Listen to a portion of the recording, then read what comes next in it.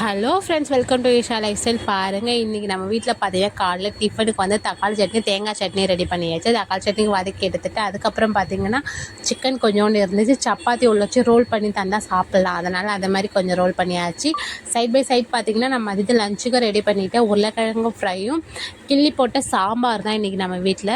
அதுக்கப்புறம் பார்த்திங்கன்னா இது ரொம்ப சிம்பிள் தான். வேக வச்ச உருளைக்கிழங்கு எடுத்துக்க வேண்டியதான். எண்ணெய் ஊற்றி கடுகு, கருவேப்பிலை, வெங்காயம் மட்டும் சேர்த்துப்பேன் நான். அப்புறம் ஆல்ரெடி வேக வச்ச பொட்டேட்டோ சேர்த்து காரத்தூள், வீட்டு மிளகாய் தூள், ஒன்று பெருங்காய பொடி, உப்பு எல்லாத்தையும் சேர்த்து ரெடி பண்ணால் சூப்பர். அதுக்கப்புறம் பார்த்திங்கன்னா கிள்ளி போட்ட சாம்பார் வச்சு ஆல்ரெடி எடுத்து வச்சாச்சு.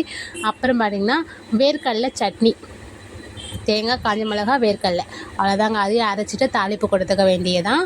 தாளிச்சிட்டா அதுவும் ரெடி. அதுக்கப்புறம் இன்றைக்கி கோயிலுக்கு போகிற வழியில் பார்த்திங்கன்னா சிவன் ஊர்வலம் வந்தாங்க. ஏன்னா மகா சிவராத்திரி வருது இல்லையா, அங்கே அதனால் எடுத்துகிட்டு வந்தாங்க. அதையும் சாமி கும்பிட்டாச்சு, நல்லபடியாக வீட்டுக்கு போயாச்சு. Okay friends, thank